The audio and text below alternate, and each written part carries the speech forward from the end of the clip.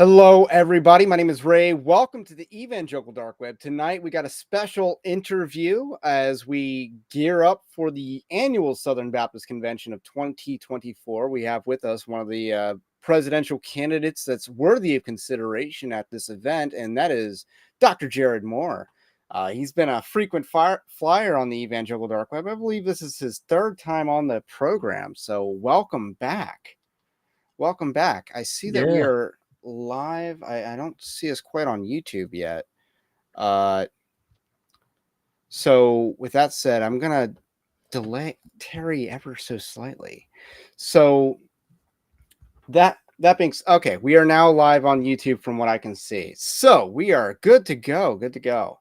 So tonight we're gonna do some pressing questions with one of the candidates that's worthy of consideration. This is a race with about 5 candidates involved, and I think only 2 of them really are, really conservative options. And I'm just going to be blunt about that. You have, Jared Moore, David Allen, and I love when the Baptist Press did the announcement for David Allen and then mentioned nothing about being fired from or by Adam Greenway at Southwestern Baptist Theological Seminary, and what a scandal that was that they fired him. I loved how they just left that out. But I was like, that's actually the biggest selling point for him, I thought, but they left that out in the Baptist Press article on that. And then you actually got a pretty strange promotion by church leaders. They wrote a very favorable article about you, and that's like Ed Stetzer's outlet. It's a gay affirming Christian media outlet, and they wrote a pretty positive article about you. I was actually pretty surprised. I'm like, wow. Well, not everybody at church leaders is against us. Right, but Ed Stetzer is. And Ed Stetzer, I don't know what in the world happened to Stetzer, man. It's weird to watch these guys that used to argue what we argue, and then they've totally went the wrong direction. It's just weird. Part of it is Donald Trump somehow broke everyone's brains, like I don't understand that. Because as if McCain was much better, or Romney, or like, why in the world Donald Trump was a line that people couldn't cross whenever. I mean, John McCain's the guy who divorced his wife, for the younger model. I mean, that's, a textbook Trump move, but nonetheless, McCain did it first, if for no other reason than age. Although I don't know how old McCain is actually, but yeah. I mean, I'm pretty sure he did that before the Trump celebrity factor. There were just a lot of I don't know why folks went so nuts over Trump, and then you've got Biden, whose policies are the worst in American history, and as far as morally and ethically, the things that he's arguing, and they can somehow separate his policies from the man, and I just don't understand that. Like, I mean, who would come along and say, that Hitler's a nice guy, and not consider his policies, I mean, and Dolph had a way with animals. Everyone knew this. So it's kind of interesting because, I kind of view like how you wield power as a reflection of your character, and that would be an indictment on cowards like, Mike Pence, or, traitors in the case of Mike Johnson, who, immediately backstabs and, goes back on his promise after getting power. So, I think that's kind of a reflection of power. And you kind of see that with a lot of recent Southern Baptist presidents. And there's a lot of things going on with the Southern Baptist Convention. There's like a lot of little news stories revolving around the Southern Baptist Convention that I didn't yet do articles or videos on, that we're going to get to cover and get your reaction to tonight. Okay.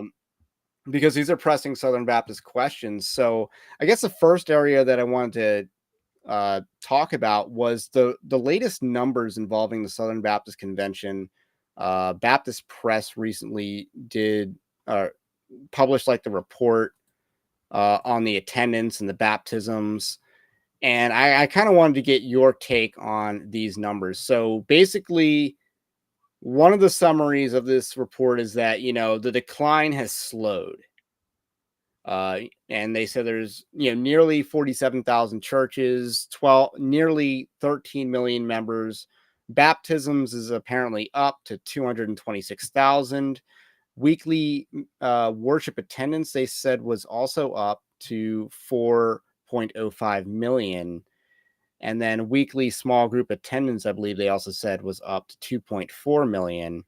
And I didn't quite gather I don't quite remember whether weekly giving was up. But these are like the numbers at a glance for 2023. How would you say that these numbers are? And what do you think it means for the Southern Baptist Convention? I don't think the numbers mean much of anything. It's very hard to gauge like results from numbers, because I mean a lot of the inflated numbers in the past and the baptisms. I mean you had you had former SBC presidents who had a baptistry shaped like a fire truck. Of course, he's going to baptize the whole community of children. And there were stories of youth pastors like baptizing the whole youth group again in the ocean and then counting those baptisms. And, like, I mean, are we more biblically sound, and are these legitimate people who have made professions of faith in Christ after a thorough understanding of the gospel, right? Like, So that's what I'm hopeful. So in 2020 and 2021, so we had like the COVID years, right? And you saw a dramatic decrease. So part of me thinks, okay, well, the numbers couldn't have gotten any worse from those years of, let's just call it, church inactivity. When it comes to the Great Commission, that much of the Great Commission took a break for 2020 and 2021. So the numbers weren't going to be worse than that. And I think a lot of people like fell out of the church as a result of that. But you know what states did the best in 2020 and 2021? Uh, Florida and Iowa. So it goes to show that there was places that could have been effective in those years, and that Hmm. that type of decline was a choice that was made. And when I was I remember doing the reporting that at that time, and there were several states, usually in the South, that had very inflated church, membership rolls. Like I believe it was, Florida, Iowa averaged triple digits in weekly attendance, which was the highest. But the average in church membership was like 400 something in Alabama or Hmm. something like that. It's like they weren't getting nearly that much in attendance, but they had the highest, average church membership. So they weren't getting, a lot of that was inflated. I think that's gonna, the numbers might, maybe get more real. But there is something to say about the numbers, because if if all the numbers are kind of, spontaneous baptisms here and, fire truck and beach baptisms there, if it goes up and down with all all the same chicanery, that does mean something. I do feel like there is a general trend towards kind of returning to tradition, uh, people realizing, that they need to wake up and find God. I think there is a lot of that going on in the culture, and maybe these numbers might be a reflection of broader trends. I But hope so. I hope so. Um, I hope that's the case. I haven't seen it where I'm at, but I mean, our attendance at church is up a little bit, and I can't really say why, man. I'm hoping the Lord's bringing revival, movement of the Spirit. That would be wonderful. That's what we pray for. The Lord would wake up people, and wherever the gospel is preached, that those churches would grow. so that was just one area that I wanted to talk about with the recent Southern Baptist news. Another area that I wanted to talk about was the latest report from the uh, task force, the cooperative group task force that was appointed by the 5 former Southern Baptist presidents lined up at the microphone famously, and it was James Merritt, the guy that lost a job at Southeastern Baptist Theological Seminary because he was affirming his gay son's ministry. That's the guy that gave the motion to create the task force or temporary committee on defining what cooperative fellowship within the Southern Baptist Convention means. They came out with their list of recommendations. And my read on it is that it was a lot of sound and fury, but signifying nothing. I thought that they were going to recommend that, we take a wishy-washy approach to disfellowshipping and defining cooperation. But instead, if I recall, the first recommendation was about constitutional amendment, or that amending the Baptist faith and message should require 2 consecutive years of votes, because the BFM 2000 is now actually the BFM 2023 because they amended it with like a minor change.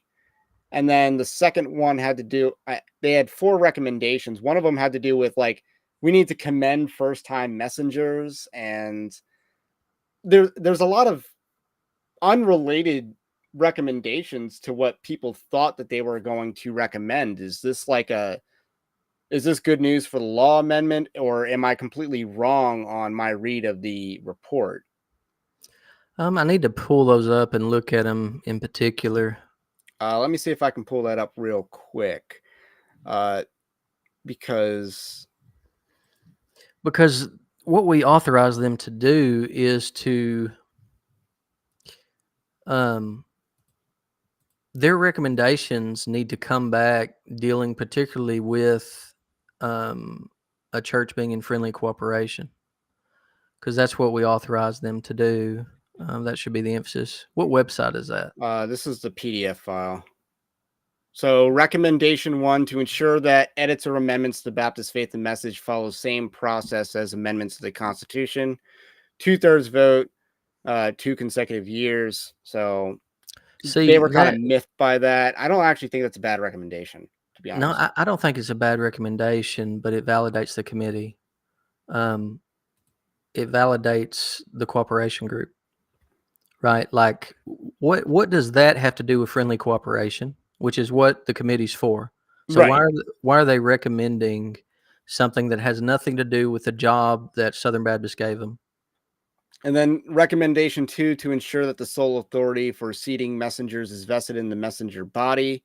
We recommend the executive committee propose changes to our governing documents for the convention to consider at the 2025 annual meeting.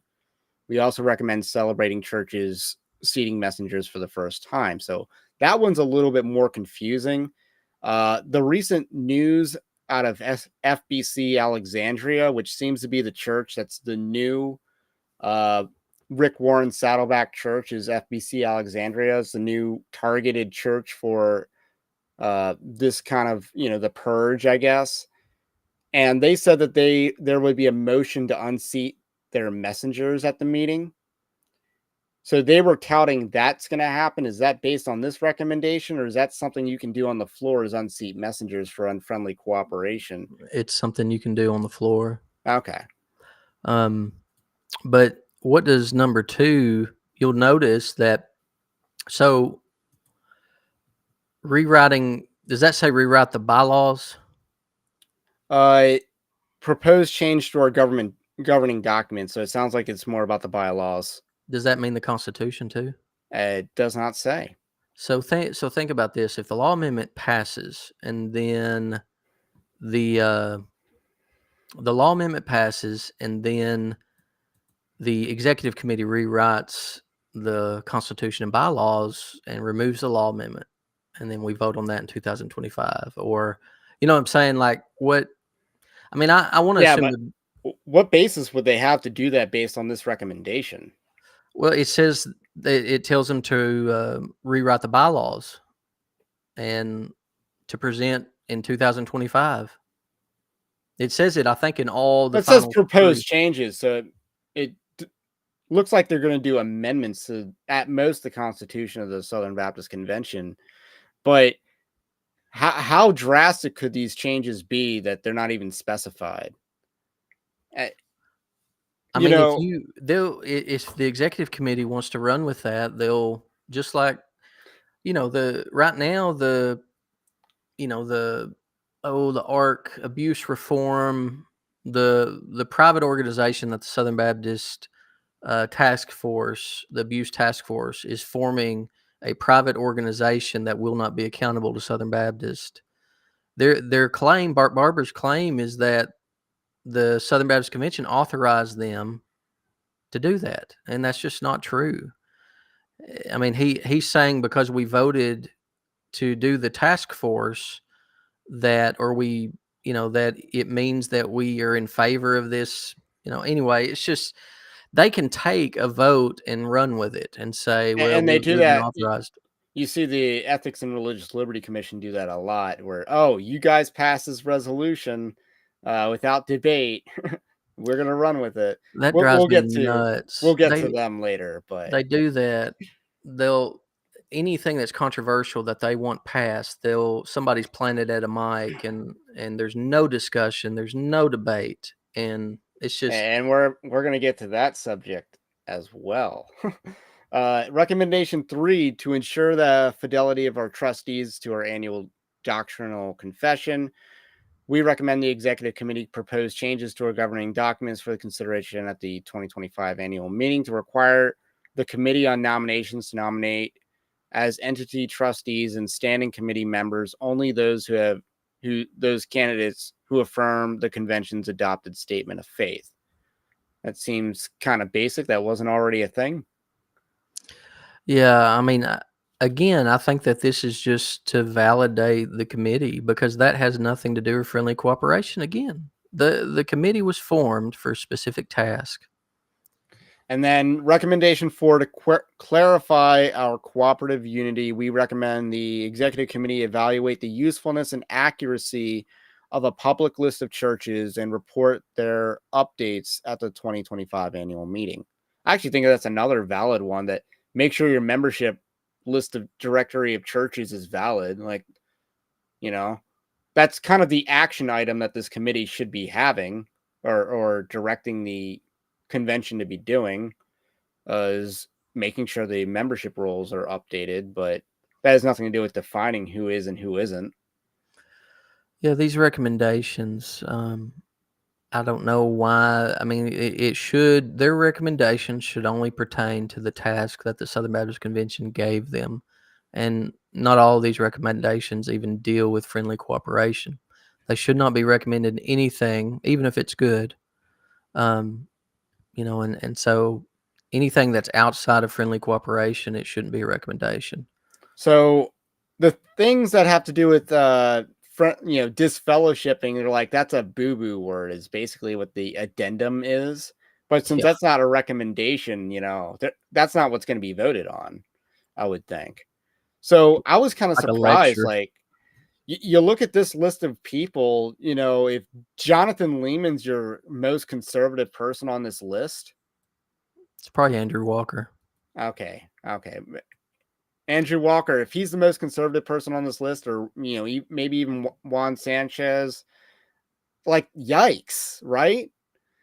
But, and then you also see like Richard Land and Trevin Wax, a lot of But shady people here. But see, there are people on that committee who have women pastors in their churches. Right. And so to say, well, you can only have committee members and trustees who affirm the Baptist Faith and Message 2000, these guys say that they affirm the Baptist Faith and Message 2000, and they got women pastors. Right. So, So it's a non, like, I don't, and I think they're trying to reinforce the confession rather than the Constitution.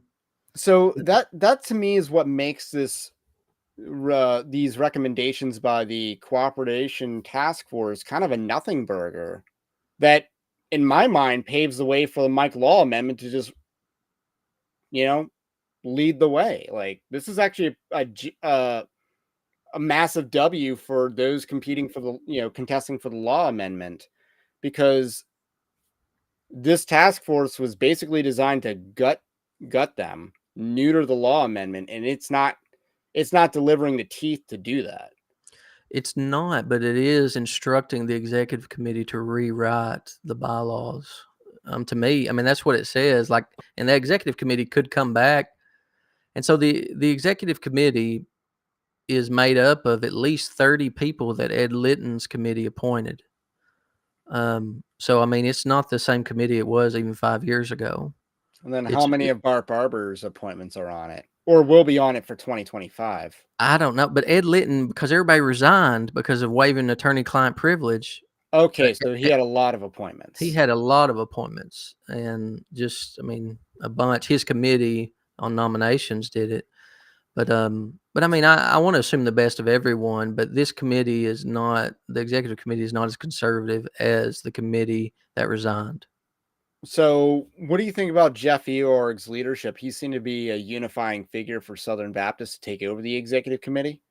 I honestly don't know Jeff well enough to say either way. Again, I want to assume the best of Jeff, so I'm going to wait and see. He did, out of the 6 seminary presidents, he did come across as one of the most competent at the annual meeting last year. I noted that. I remember noting that at the time he was competent, and then, you know, some of them were just, you know, you're telling stories or whatever because you have nothing good to report, and he was not one of those people.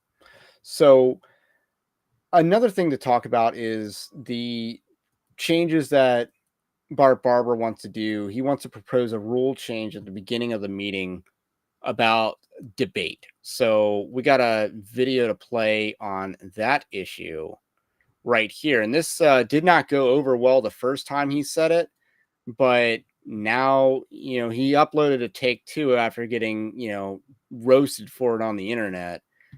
And obviously being Southern Baptist president involves a lot of leadership, even going into the meeting, right? So this is Bart Barber's proposal, and let's see how your reaction to it. It's about a 2.5-minute clip. So, hey everybody, it's Bart Barber coming to you today from Farmersville, Texas, from right outside of First Baptist Church. And I just want to say good afternoon to all of my SBC folks. I recorded this. I just got to pause because he kind of comes across as like O.J. Simpson when he was doing those like Twitter videos a while ago. Hey, Twitter world. Yes. Video once already did I? I don't know. I mean, maybe it's just that, you know, it made O.J. Simpson appear likable to me, but, you know, nonetheless. Bart is very likable. He is. And got my tongue twisted and said the wrong thing in one place is confusing people, so I'm going to give this another try. We'll talk about the idea of calling the question, moving to end debate and to vote immediately on something. That's something that is a good thing. It's a feature that's there for a reason, but it also can get in the way of the purpose of our meeting, for you to be able to come and hear discussion and make a decision about what to do. And I know I've had people say, hey, in the past, we think that it's been the practice of the Southern Baptist Convention to make sure a certain number of people spoke before we move the previous question. Well, the fact of the matter is, I don't have the right to do that. That's something that only you guys can decide. And so what we're trying to do, just to give the best of both worlds here, is we're trying to set up a situation where you can vote to see whether you want to have a rule like that. And so we're going to make a proposed standing rule that we're going to give you a chance to vote on at the beginning of the annual meeting that says that you have to wait until 2 people have spoken for a motion and 2 people have spoken against the motion before it would be in order for us to have a motion to call the question, to end discussion. And so I don't have the authority to do that, the authority to call the question, or the authority to decide not to call the question. It is firmly in the hands of the messenger body, but we're going to give you a chance to decide what you want to do. So keep an eye out when we start the business meeting out. I'll tell you what my opinion is. I think that actually it would be healthy and wise for the convention to wait and listen to a little bit of discussion before you move the previous question. I didn't do that last year because it's not in my authority to take away the rights you have as a messenger to move the previous question. I'm here to protect your rights as messengers, not to get in the way of them. But you as a body can decide, hey, we think it's healthy and wise for the convention to wait just a little bit and listen to discussion before we end debate and vote. So I hope you'll think about that, and that you'll come ready to vote. And I hope to see you in Indianapolis. I hope you'll lead somebody to Jesus this week. Share the gospel. Let's keep those baptism numbers growing. God bless you. Have a great day. Well, that was something, right? Yeah. Does he really want to go down that road? It sounds like he does, and they've organized so the way the schedule is, we have the first night, they're doing the vote at night for SBC president, which they haven't done that. I don't know when the last time going was. into the meeting, the Tuesday night. It's usually during the day when they do it, and they're doing it Tuesday night at nighttime. Usually you end at like 5. What time are they doing that? 7? I think it's 7. Wow, 6 or 7.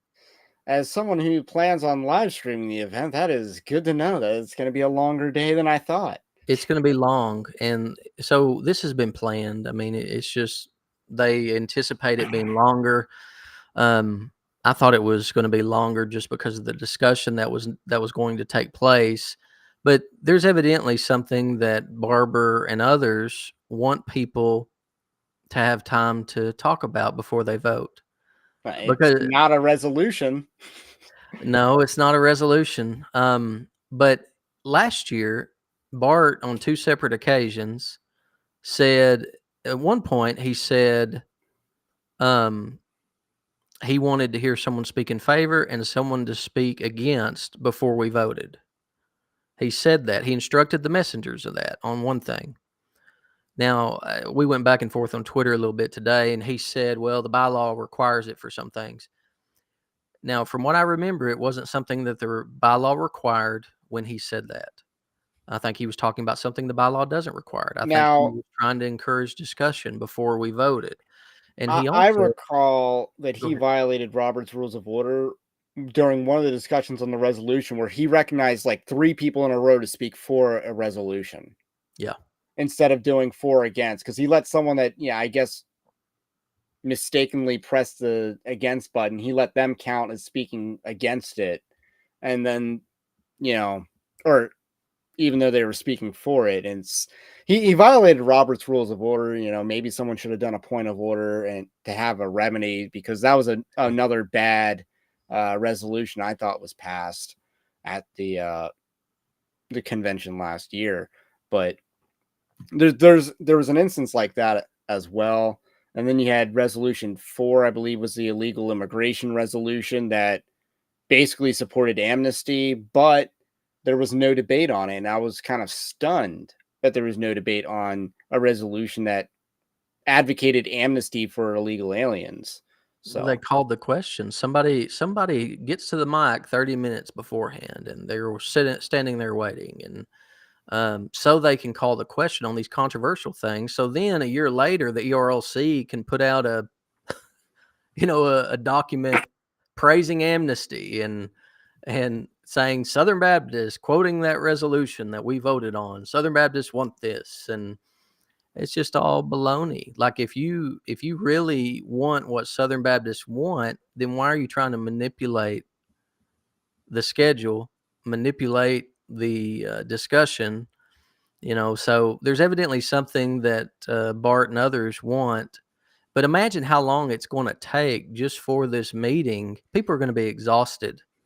And so what will happen is, once the law amendment is over, let's say we pass this rule at the beginning, what will happen is there'll be discussion when the law amendment's being voted on. And then after that, when people are tired of just hearing 4 people speak every time, they'll say, I make a motion that we suspend the rule for the rest of the meeting.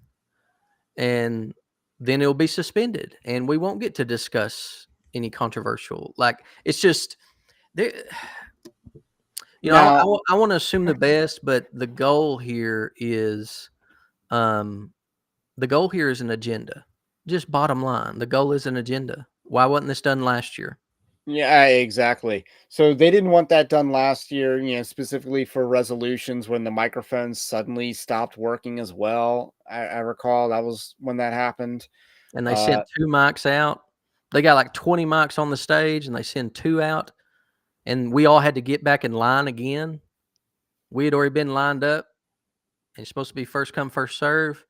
And so, it was shady. There's several shady things that went down. All you had to do was take the mics to where those other mics have went dead. I mean, this isn't hard. I should have pushed the button, and but I mean, it's just I hate the games that are done. There, let me just say this. I want to assume the best of everyone, but the way that the meeting has been conducted in the past, these guys are not above reproach in how they conduct the meeting. Well said. So do you support this measure, this standing rule change that Bart Barber is proposing, or no? No, because it will be suspended. It's for a particular thing that they want to be discussed before it's voted on. And then it will be suspended, because there's no way we can even finish the meeting if that rule is executed for every motion that is made. No way. We can't. Well, every motion that's brought to the floor for an action or every motion that is brought to the floor will have to have 2 people speak for and 2 people speak against before we can vote on it. And so we're going to be there all day long and all night long. Yeah. And especially when you do the courtesy resolution, like, thanking the city of Indianapolis, they're just gonna someone want to speak out. Like that, is that really going to happen? Is that really going to be something that they, let happen? Like, yeah, you're right that there would be a motion to suspend that motion. And absolutely. Then there would be, 2 people speaking for that and 2 people speaking against that. And, then the motion will be suspended. Wouldn't it be just more honest to say, we're going to have a motion. We're going to have a motion to extend debate for a period of time on this particular law amendment. Wouldn't they would be more honest? Yeah, you got to vote on that. Right, but at least they should be honest about what their intentions are.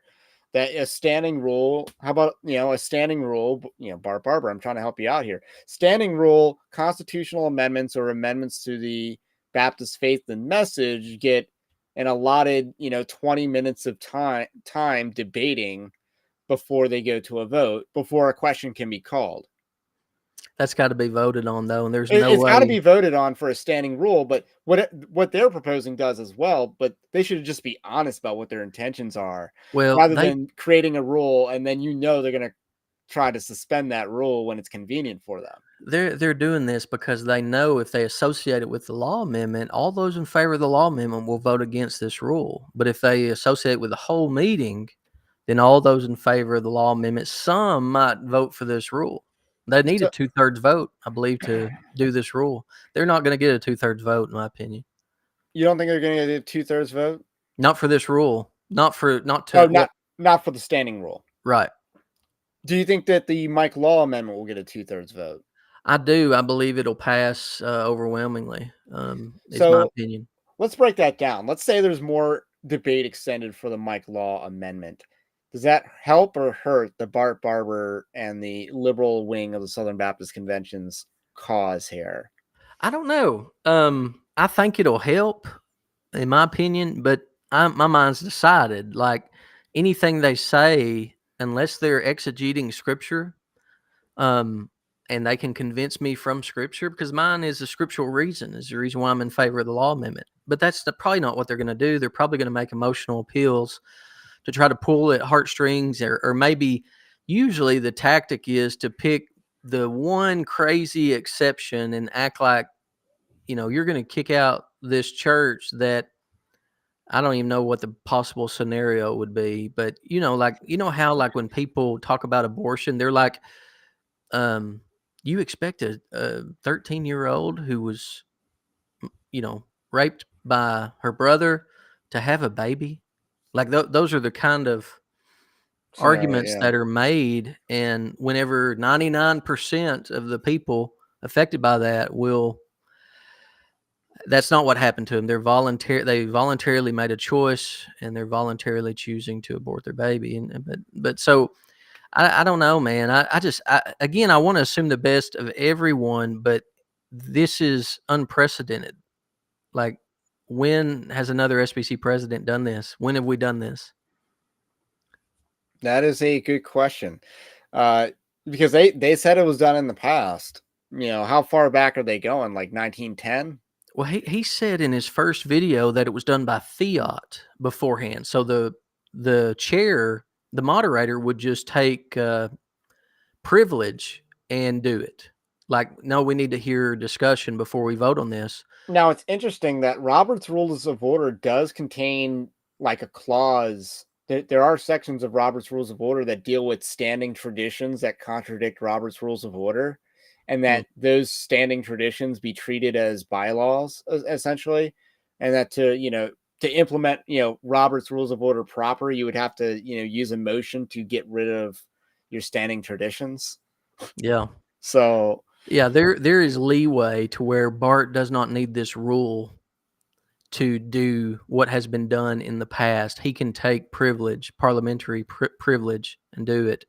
But it will look really bad if somebody calls the question on the law amendment and he says you can't do that. like he knows that, because I mean, the thing about calling the question is it does not need a second, because it is not a motion, an amendment to a motion, or amendment to an amendment. So it doesn't need a second. I think it needs, and it brings an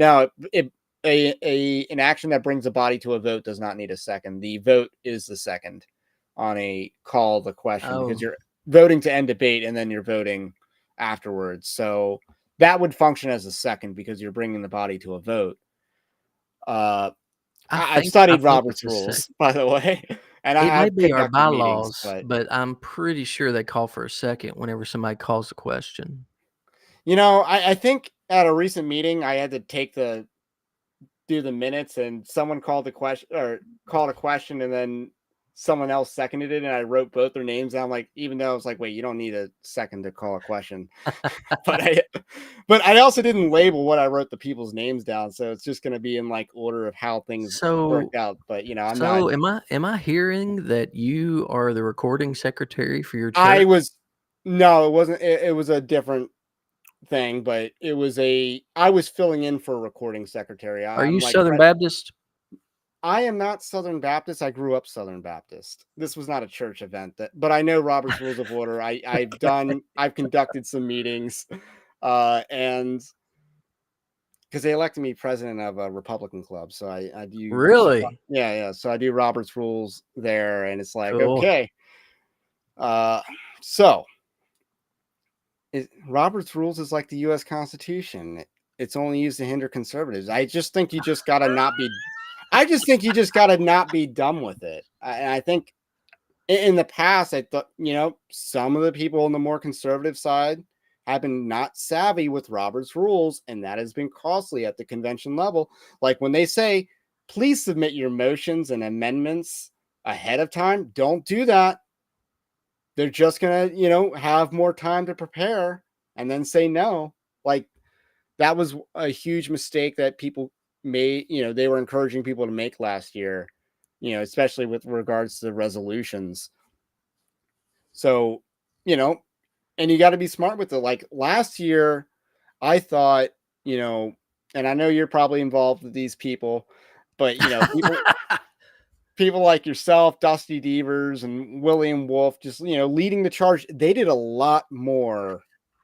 With fewer people, they were able to accomplish a lot more than the entire Conservative Baptist Network was the prior 2 or 3 years,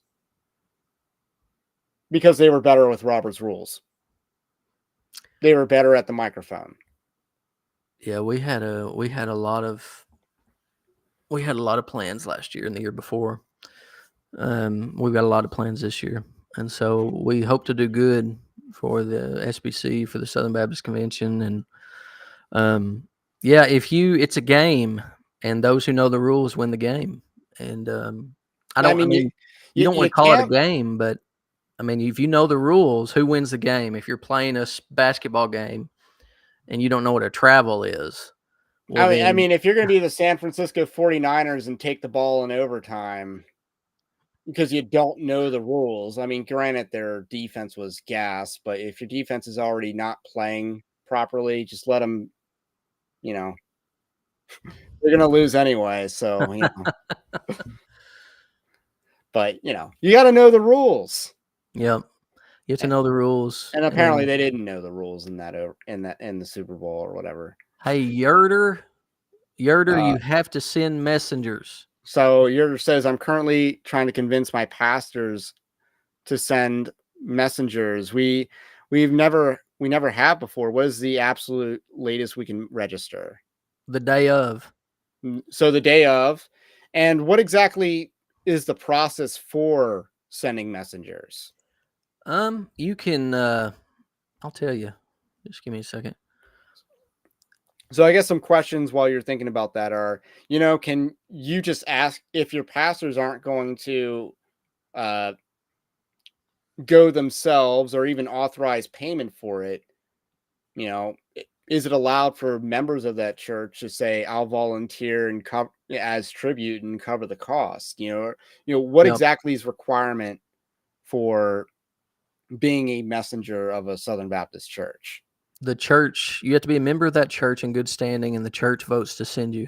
And so you have a business meeting and say, we vote to send Ray, what is it? Fava. That's cool, man.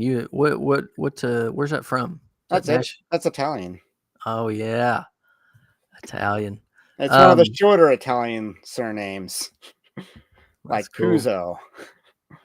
That's cool, man. Yeah. I've got it. I just got to find it. So the idea is that, they have to have a meeting in order to send messengers.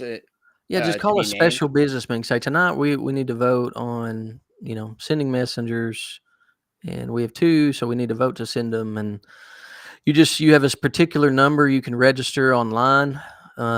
It's like based on your giving to the cooperative program after a standard rate that you get for being in the Southern Baptist Convention, right? Well, if you give $1 to any SBC cause, you get 2 messengers. Right. And then after that, for every percent you give to an SBC cause or $6,000 of your general tithes. So let's say you're bringing in $100,000, you give $10,000 to SBC causes. That would be 2 messengers plus 1% plus over $6,000. You get 4 messengers.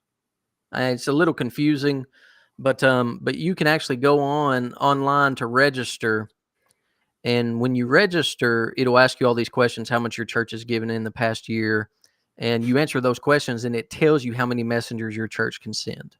So it's not rigorous. It's not like they're it's not like they're investigating your church to make sure that it's the exact amount. I mean, you need to be honest, right? Like, you don't need to send more. Yeah, don't lie. But I mean, it's not a rigorous thing. It'll tell you how many messengers you have.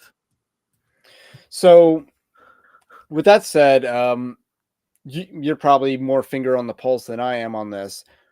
What exactly is the enthusiasm for showing up in Indianapolis this year? The convention's next month. Are people more excited about that than this upcoming election in November? Oh, I hate this election coming up, man. In November. Okay, but are people more, geared up and enthusiastic to show up for this vote in Indy? I think people are. I think the word is getting out, and more Southern Baptists are understanding the stakes. And I think we'll have about 15,000 when everything's said and done, which is a good number for Indy.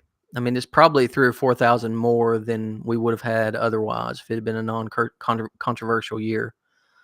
So I think there's going to be a lot of Southern Baptists there, and I think that the reason why, so my pitch for you showing up is the way the Southern Baptist Convention is organized. SBC president is the most important position in the Southern Baptist Convention that's outside of the local church. Because the SBC president appoints the committee that chooses every trustee that is open at our institutions. And so if you get a liberal SBC president, you get a liberal committee that gets a liberal nominating committee that gets liberal trustees that then hire liberals. If you get conservative SBC president, you get a conservative committee, conservative trustees that only hire conservatives. I mean, literally, the way the SBC is designed, if we are going liberal, just come and vote on a conservative SBC president for 10 years in a row, and we'll be conservative again. I mean, that's how the conservative resurgence happened. We went liberal for decades. Our institutions were liberal. People were preaching abortion sermons in Southern Seminary, right? That's how liberal we got. And then the way that it was saved is conservatives got together and they got the word out, and conservative churches sent messengers, and we outvoted all the liberals and put in SBC presidents who were conservative. And that's how we got all of our institutions back. And so my pitch is, look, if you think the SBC's drifting liberal, drifting to the left, come and vote for me for SBC president. I will put people on the committee who will only appoint a committee and trustees, nominate trustees who affirm the Baptist Faith and Message 2000, who believe that only men should be pastors, who believe that homosexual desire is morally culpable sin, who believe that unborn babies deserve equal rights, equal protection under the law, that abortion is murder, who believe that we need to reach rural communities with the gospel. We've neglected rural communities. I'll only appoint people who deny and reject all critical theory, critical race theory, critical queer theory. So if anybody's woke, they ain't going to be on a committee that I appoint. We won't have any woke trustees through me. But there are some candidates that are running in this election who will put people. I mean, they'll put people similar to how Bart Barber did, where you actually have on the cooperation group men who have women pastors in their churches. That Bart Barber put them on that committee. And that's what you'll have. You'll have these SBC presidents. If they win, they will appoint committees that have men who have female pastors at their churches, or they may even appoint a female pastor to be on the committee. And so, I mean, it's just, I just said my criteria. That is who I will appoint, and that's what I'm going to encourage. And so it means that it will be a move to the right for the SBC, at least in our institutions. You'll have some trustees who are believe it's their fiduciary duty to represent grassroots Southern Baptists in our entities, and they will hold them accountable to the confession. So the strategy that you outlined for retaking the Southern Baptist Convention required in the past was basically done because of a silent majority that woke up and showed up. Does that exist today? Well, it does. I believe it exists. I mean, there's liberals too, but it's whoever shows up. If more conservatives show up to the convention, then you'll have a conservative SBC president elected. I mean, people act like all of us are conservatives, but there's a spectrum, right? All of us say we affirm the Baptist Faith and Message 2000, but there's at least 3 candidates that are against the law amendment, and there's 3 that are in favor of it. So let's just break that down for a second. We have 3. I thought there was only 5 candidates. So there's 6. There's 6. Who's the 6th? Dan Spencer, I believe, is his name. Okay, I did not write an article on him. So he's against the Mike Law Amendment.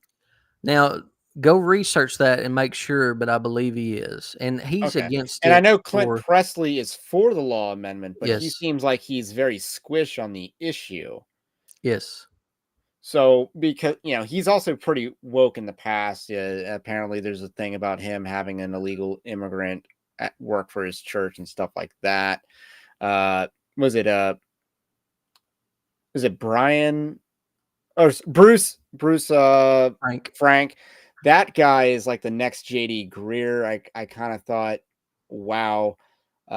maybe slightly better physiognomy, but the guy is, What? very Wait, much, wait, wait, wait, wait. What physiognomy? What is that? the idea of like outward appearance and stuff Oh like my that. gosh, you're such a dork, man. Such a nerd. Golly, uh, physiognomy. You read the dictionary, don't you? no, I don't, but it's a growing internet term. So yeah, Bruce Frank it's interesting because he might be the NAM candidate, even though Clint Presley seems to be like he's tied in with NAM. So it's kind of interesting, like who is the NAM block going to support? Clint is speaking at the NAM event, but Ezel came out against the law amendment this past week. So yeah, that's right. So it seems like the liberal bloc has a very divided vote because Mike Keobone obviously has a lot of name recognition from the last few meetings, but yeah, I kind of want to say he's like crybaby baby Keobone, but and then apparently some other guy is now going to vie for that vote. So it is pretty split. And then I think with the more conservative branch, it's just you and then David Allen. And it's like, I would this agree. is agree with going to that. go to a runoff. And it's just about who are those two people in the runoff. So I actually really like your chances. Unless I can win over 50% in the first vote. That's the goal, man. In a 6-way race. That's the goal. I mean, I don't know how possible that is, but You never know, man. That's the goal. Dusty Devers is giving your nominating speech. Are you pumped up for that? Oh yeah. Yeah, he'll do a great job. What do you want him to talk about? What do you, maybe want him to shy away from? Don't mention the skeletons in my closet. I ain't got no skeletons, man. Just emphasize faithfulness, pastoring for 24 years. Love my wife, love my kids, love the Southern Baptist Convention. Best days are ahead of us if we stick and submit to Scripture. I represent small church Southern Baptist, which is over 90% of the SBC. And no other candidate is pastor of a small church that's running. And so that's what I wanted to emphasize. We can. He may get into some of the issues. Abolition of abortion, several of the things that I named. I'd be fine naming all those things, because I'm of the opinion I'm not like Trump. I'm not going to tell people what they want to hear so I can get elected. I'm going to tell people what I believe. And if you want to elect me, I'll be your SBC president. And if you don't, then I'll continue pastoring and be perfectly fine. So, I mean, I'm still going to pastor regardless, but you know what I'm saying? Like if they want me to be SBC president, I will be. If they want somebody who's disagrees with what I'm arguing, then they can, do that. It's interesting that Bart Barber got elected, and he's relatively small church that he comes from, between 300 and 400, which is about not as small, but yeah. But it's a rural church, in Farmersville, Texas, I believe. Yeah. Maybe the name is not as on the nose as it should be, but who knows? So with that said, I want to talk about the Ethics and Religious Liberty Commission. You have said in the past that you believe that Brent Leatherwood is even more liberal than Russell Moore.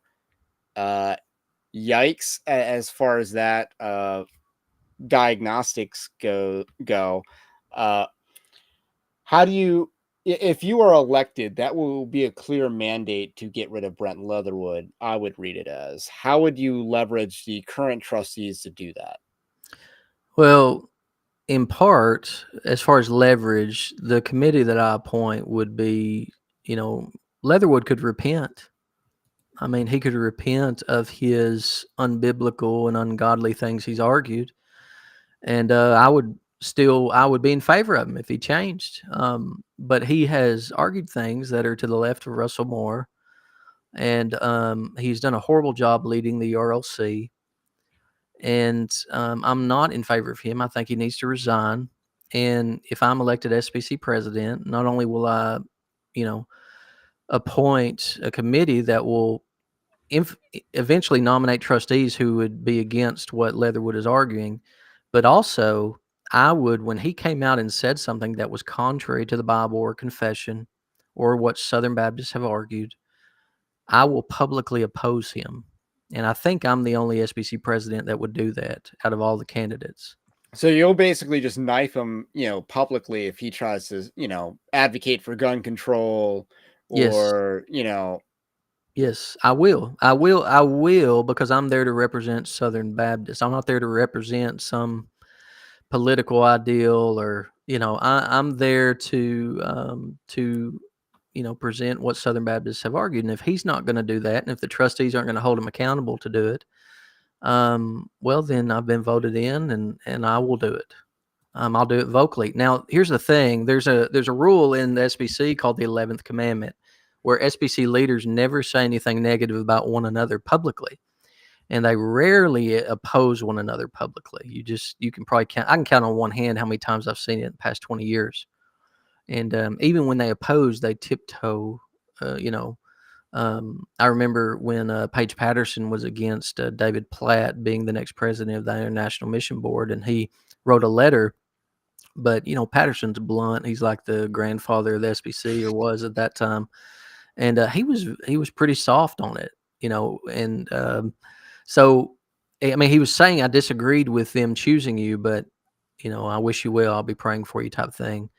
Now, I'm just going to publicly oppose folks if they are saying crazy stuff. I mean, Leatherwood has argued in favor of protecting Muslim rights because of the merits of Muslim rights. Now, Russell Moore used to argue that we protect Muslim rights because if the government can tell Muslims they can't build a mosque, then they can tell Christians they can't build a church. So his argument was always, we've got to protect Christian rights, so we have to protect Muslim rights. Brent Leatherwood just says we need to protect Muslim rights. Like he has went to the left of Russell Moore on that. Like he tries to protect Muslim rights in China because the Chinese are executing a particular group of Muslims. And so Leatherwood is arguing about the merits of pluralism. Now, that's not what he says. He says that a man, a man submitting to his conscience is a God-given right concerning worshiping false gods or worshiping demons. Show me in the Bible where God has given anyone the right to bow down to demons. You don't find it. Religious liberty is built on what the government has been empowered by God to do. And it's not to coerce people to worship God. And because of that, we can't force people to be Christians. That means they may use that right to worship false gods. But that is not what we defend. I'm not fighting for a Muslim's rights. I'm not going to help a Muslim build a mosque. That's doctrine of demons. That is the worst thing you can do is lead someone to hell. And that's literally what they're doing. So this pluralism is what Leatherwood has argued, as if pluralism has merit. And it doesn't. Has no merit whatsoever. Yeah, even if you think it did, there's no point in defending it for not your own side, especially when you're not defending your own side. Yes. You're telling me there aren't any Christians being persecuted worldwide? You can't go defend? You want to go defend Muslims in China? What? Nigeria's doesn't exist? Exactly. There are Christians being murdered all over the world. What are Armenia you doing? Doesn't exist? He wouldn't say anything about the kids being trans in his own backyard, Nashville. You had to get some Roman Catholic, Matt Walsh, to come in and make a big stink about it before Vanderbilt would quit cutting body parts off of kids. And Leatherwood wouldn't say anything about it publicly till he finally did. Like, it just burns me up. I remember they took a victory lap over Tennessee's legislation after, he did nothing about it. Yes. Where were you? Kids getting castrated in your own backyard and you're not going to say anything publicly? I mean, it's immoral, it's evil, it's wicked. So I got to say, if you get elected, that will be so entertaining. Just, for you to counter signal Brent Leatherwood publicly and just undermine him at every turn. That will be fun. you know, just as someone who does news commentary on the Southern Baptist Convention, to see, you know, that that will be hilarious to me. I hope But that he will repent. That's what I hope. Like, it I doesn't. hope. Hopefully, it doesn't come to that. But I just gotta say, you know, from the Christian YouTuber, you know, who writes articles on this, who finds this stuff interesting, so that no one else has to. I would look forward to that. I would not look forward to it.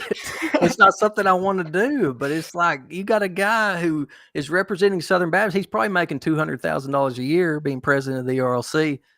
And so I feel like after you do it once, he'll have to get like covert about it. Dude, there has been so much that he has done in the little time that he's been in there that has just been liberal.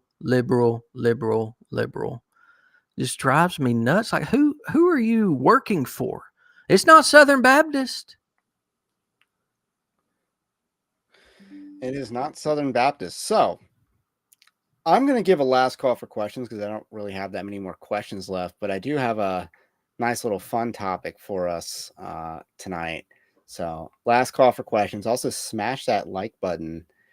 And in apparently 2016, there's a bit of a music video that was made for the Southern Baptist Convention. So this is some unearthed cringe I came across earlier this week. What is this? I am respectfully withdrawing my candidacy as president, withdrawing my candidacy. That's apparently like Todd Inziker, the guy who gave the convention sermon, I think, is speaking here. No, that's JD Greer. JD Oh, is one of the finest men of God I know. that's JD Greer.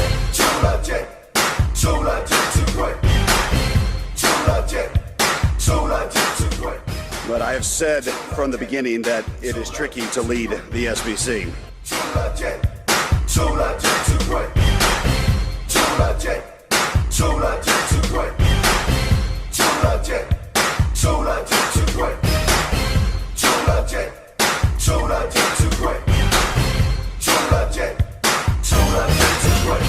JD, an upright pastor. His church grows faster and faster and faster. Find him confusing. He sends out his best, but he gains by losing. 1,000, that's 10%. Heard the Great Commission, got up and went your sent. Bye-bye. He says on repeat, to young, to old, to you, to me. At times he could be a bit awkward, but I know he could lead us onward. It's clear God has his hand on Greer with a whole new plan.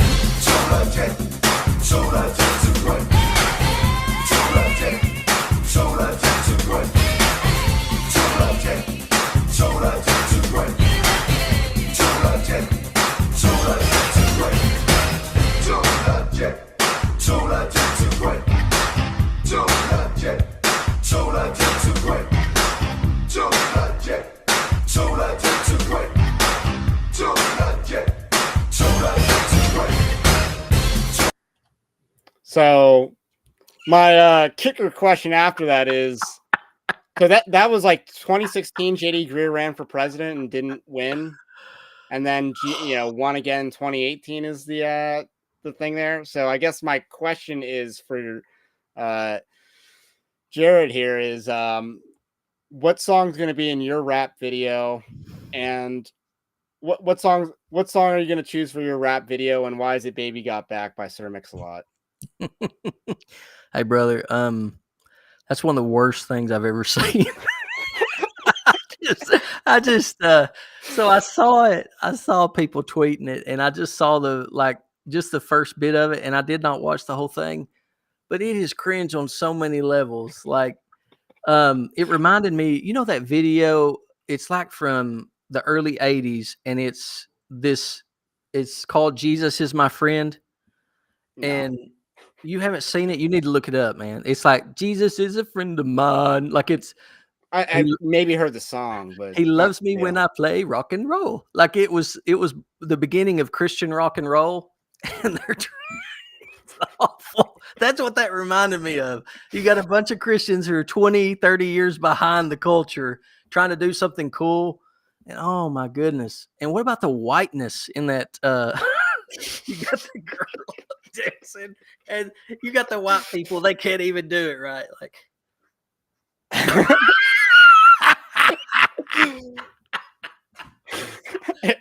It's like those things, man, with white folks in my church. Ain't no way. Like I went to a black church in Florida, and they're handing out like tambourines to the crowd. We would never, ever. We can't even clap right. Like people will start clapping. I'm like, please, please don't start clapping because we can't keep rhythm. We would not hand out anyway. I just thought that it reminded me of that. It's just So, hilarious that people think that's cool or good or fun or oh, the amount of and production value that they put into it. They had a lot of big names in that. You know, Danny Aiken was in it, Russell Moore was in it, Ed Stetzer was in that. I don't know all the names that were in that, but those were just some of the names big names that were in that video. yeah. I don't want to say Marcus Hayes was in that because I don't want to, be wrong on that and be accused of being racist or anything. So, I'm just gonna cut myself off there. But Dean and Sarah was in there. Dean is preaching the convention sermon that's right. this year. I bet Uh, you he's on deck for be nominated for SBC president next year or the year after. Now, if you win, will they give a courtesy? Will there be like a courtesy? We're not going to run a candidate against I incumbent. seriously doubt it. I expect Yeah. like the full gambit of everybody, but who knows, man? I mean, I think I've got as good of a shot as anybody. I actually am pretty optimistic because you just got to get to getting to the runoff.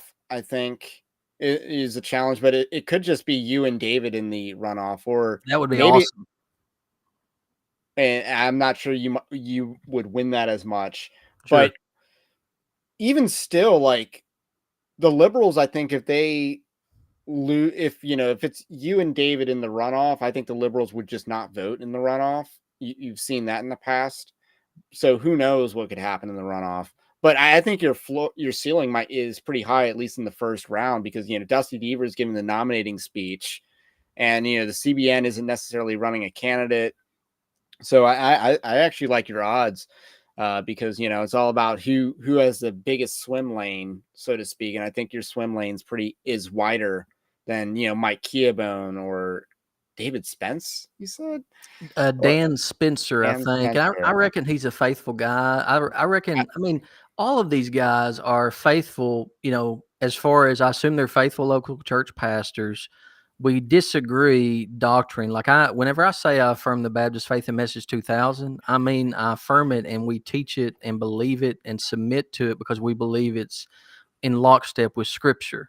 Now, when these guys say they affirm it, they mean, well, it may be true for me, but my interpretation isn't true for everybody else, and they should be like it's all this wishy-washy baloney. And so, I think that the text means what it means, like not what it's not a living document, So, according to Yellow Moth, your song will be Rich Men North of Richmond. We'll bleep again, we'll bleep it out. There could be some hip hop for you. Some hip hop for me, yes. Maybe that would be great. And There can be no white people in it though, because there is no rhythm among white Southern Baptists. We will find your Lee Brand Jr. will be in your video then. I'm trying to name some like notable. Vody Bacham might not be Southern Baptist these days. I don't know. I think he is, but he's Virgil Walker is Southern Baptist. There you go. Yeah, I wonder how. There we go. If those guys are into hip hop. So we did get a question. This has to do with the NAM reform. Should NAM be in the business of charging usury on church mortgages? They say the usury goes towards missions. I would love to see a program where NAM or the International Mission Board would offer loans to struggling churches with a very small percentage that does go towards missions, because you've got to pay for the person who's employed to write the loan. I mean, there's certain things you have to pay for in structure, but it can be much less. But I had a church that had a split before I got there, 6 months before I got there, and so they had a 700 seat sanctuary and had like 100 people there. So I was 26 years old, became the pastor of this church, Southern Baptist Church. And man, we looked for help to restructure a loan because our building payment, I think it's either $3,000 or $7,000 a month. It was just insane what we were paying. And no one would give us a loan. We talked with NAM and other places, and they wouldn't do it. But anyway, I don't know if that answers your question. I think it some sort of enough interest. interest that would cover itself as a program, and is kind of what you're saying. It would cover itself as a program, and some would go to missions. Okay, which could still be below prime, which very much below prime, like especially today. Yeah, 8%, I think. Good land, yeah, 2% maybe. Or so, follow-up question from Yerder. On the same line of the North American Mission Board, we've heard Jared's opinion on how the North American Mission Board should adjust its mission. Does he have any opinion on anything the International Mission Board should do differently? Not at this time, but I mean, I'm sure if I get in there will be things I disagree with at our various organizations. But I'm more favorable towards International Mission Board. It seems to be the biggest unifying factor because sending missionaries overseas is a pretty unifying cause, and it's kind of like the safest issue. Because you've seen people run on that for president, of the Southern Baptist Convention, because it's a very safe issue. Yeah, we need more. I know we need more missionaries, more international missionaries, and we could talk about, I'm sure there's strategic things that I disagree with, but at this point, I don't have any to name. Okay. Anything else you want to say about overall NAM reform? Because that's definitely an area that people have been fighting for years to get some transparency with the North American Mission Board. What would you do as president to kind of see that through? Yeah, I would encourage the executive committee, which I would be a voting member of the executive committee as SBC president. I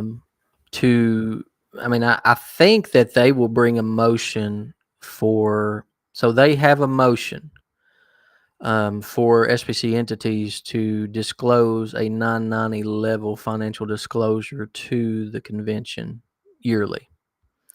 They've got that motion, and they have not decided what they're going to do with it yet. They can bring it to the floor for a vote, which is what I think will happen, because all the candidates for SBC president are in favor of bringing that to the floor, except for Clint Presley, at least based on what folks have said. And he's the one who's a trustee at Southern Seminary. And so I do think I'm in favor of financial transparency. It boils down to, do they trust Southern Baptist with this information? We should know how the money we give is spent, that they are being good stewards of the money. I trust the trustees, but do the trustees trust Southern Baptist? If they do, they will tell us how they spend the money we give them. That would be a nice treasure trove of data, just to see, hey, this church got a grant of this much. We spent this much on this church plant. And then we would know, hey, are we planting churches on top of churches? Which, you look at the send map on the North American Mission Board website. It's like, why are we planting so many churches where there's already Southern Baptist churches? Look at all, it's a kind of a giant country, and there's whole swaths of, states and counties and entire areas where there's no Southern Baptist church. Shouldn't we be planting churches here? Well, the North American Mission Board has overstepped its bounds, so they have too much influence over state conventions.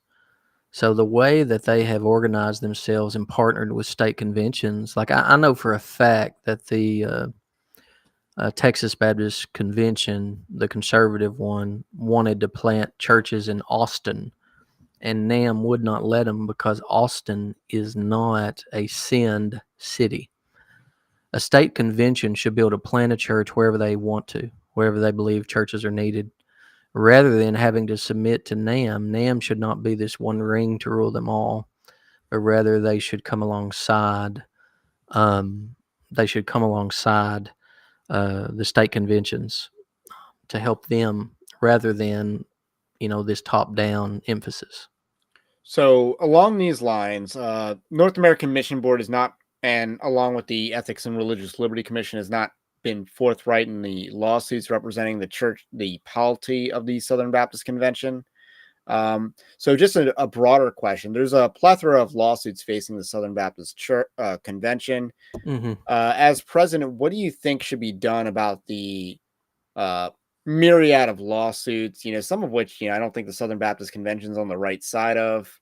Do you think the Southern Baptist Convention should pursue settlement? Should we try to win at all cost? I think we should lawyers have a fiduciary responsibility to represent Southern Baptists and to do what's in the best interest of their client. Is the Southern Baptist Convention responsible, meaning the collective body of churches responsible for what one church does? Is my church in Crossville, Tennessee responsible for what a Southern Baptist church does in Dallas, Texas? I think the answer is obvious. No, it's not. And so I think that Southern Baptist lawyers should argue for, against lawsuits that try to seek money from those who have nothing to do with what happened. And I think that the people who should pay are those who committed the crime. And so that's the issue. As far as the best way for Southern Baptists not to continue being sued is quit doing witch hunts, quit paying third-party groups like Guidepost to investigate us. How many lawsuits are a result of that Guidepost report? More than a few. And then Bart Barber taking, those accusations and saying them publicly. I know the Johnny Hunt and David Seals, that's just due to those lawsuits are just due to the big mouths of our leaders. So you're saying that people like Bart Barber and et al. should foot the bill for their actions. Well, yeah. If you said that the SBC is top down, well, then perhaps you should pay for what your word said. Like, it's not top down. It's a voluntary association of churches, and it is not top down. Nashville could tell my church to do something. We'll tell them to go kick rocks. They can't do anything to any Southern Baptist church other than disfellowship you, and that just means you're no longer part of the SBC. You still keep your property. There's nothing that changes in that local church other than affiliation.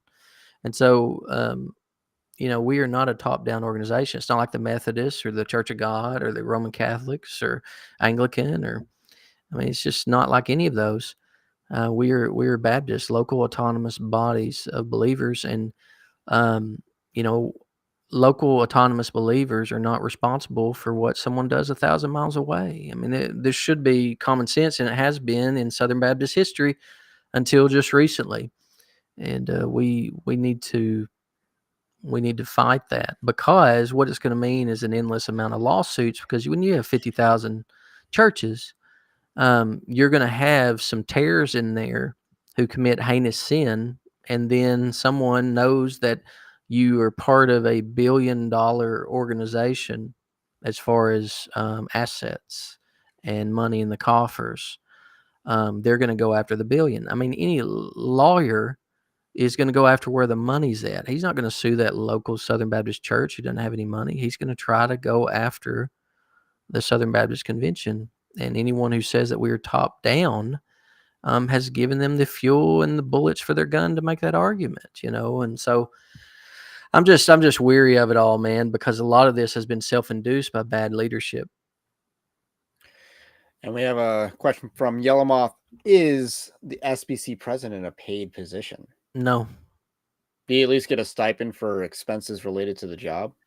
No, they'll pay for me to come to the convention. They'll pay for the SBC president to come to the convention, hotel, food, driving, or if you have to fly. And they'll also pay for the first VP and the second VP. But there are no other stipends except for travel to get to the executive committee. But they do that for every trustee. They'll put you up and feed you and stuff. But, there is no pay whatsoever, and there's a lot of ridicule that comes with it. So you have guys like Ray writing articles about you when you become SBC president. Oh, come on. It's the thumbnails that I use for Bart Barber because he was like kissing Todd Benkert Oh, or that was whatever. awful. Good grief. I will not be kissing any men except, well, no men. I will kiss my wife, but I will, maybe, good grief. That Thoughts was on the so, passage on greeting one another with a holy kiss? I'm fine with greeting one another with a holy kiss. That was not a holy kiss. That was an unholy kiss. And, today it's a handshake, right? That is sufficient. I think that's sufficient. Hug, Alrighty. bro hug. All right. Well, Evangelical Dark Web is a Christian news gathering and commentary ministry. You can support our work over at evangelicaldarkweb.org/join. There's a Patreon-like system there. It gives you more access, bonus content. I have a lot of bonus articles written, but at the point in time, there's a lot of little news stories going out, so I'm keeping them on reserve. But fun stuff behind the scenes at Evangelical Dark Web, personal logs and stuff like that. We also have the upcoming book, Winning Not Winsome. It will be released within 90 days, which is probably closer to like 85 days at this point. But it is coming. It is coming. I'll get the release date soon. And I'll let you, how can you be supported as SBC president? Yeah, the most important thing is that you show up at Indianapolis. So it's 2 days of your year. Which could mean the difference in the Southern Baptist Convention. Literally, those who control the SBC are those who show up to vote 2 days out of the year at the Southern Baptist Convention. I mean, that's it. You can literally control the SBC and the future of the Southern Baptist Convention by showing up for 2 days in Indianapolis. So I want to encourage you to come vote. That is what I need you to do more than anything, because whoever wins will appoint committees that choose trustees that control our entities that train. We train almost 70% of evangelical seminary trained pastors in all evangelicalism. And that's like the biggest argument for saving the Southern Baptist Convention. Southern Baptist seminaries train that many. So imagine if those are conservative seminaries, what that means for evangelicalism as a whole. It's not just taking back the Southern Baptist Convention. You can take back America. And, since I plugged my book and since we're talking Southern Baptist Convention, when I wrote the book, I was very down on the Southern Baptist Convention. But one of the last minute edits that I made was highlighting how there's actually a fight for the Southern Baptist Convention that's going on because people are finally rising up to fight. They're following the so-called 10 Commandments of spiritual warfare. Because, in the book, I do say that the Conservative Baptist Network, as a negative example. But now there's actually people in the Southern Baptist Convention fighting. And that was kind of like an encouraging note that I left off on. And that was one of the final edits that I made. And it's because of people like Jared Moore and, William Wolf and Dusty Devers. So I appreciate it, brother. Yeah, the CBN is trying. They've just... they've had a difficult time. They've lost, 3 or 4 years in a row, and so they're kind of backing up and reassessing. Reassessing and trying to still fight, but in different ways. And so I'm grateful for the work they're doing. At least Southern Baptists getting together, trying to fight against the platform. Yeah. I'll take all the blowback for anything I say about them. Not Jared. He's innocent of this. This is my commentary, but I did lighten up my stance on the Southern Baptist Convention because of people like Jared in my book. Thank you.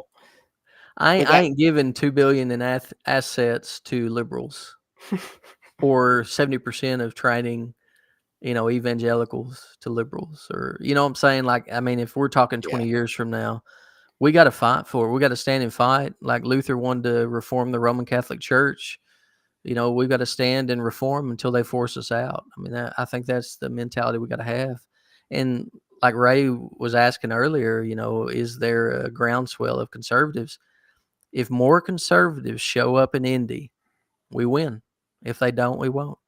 It doesn't matter how many conservatives there are. If there's just 20,000 conservatives in the entire Southern Baptist Convention out of that 5 million or 4 million that regularly attend, If there's only 20,000, if all those show up in Indy, we'll win every single vote. If 10,000 show up in Indy, we win every single vote. Everything. We'll be able to do whatever we want, whatever we think is best for the convention.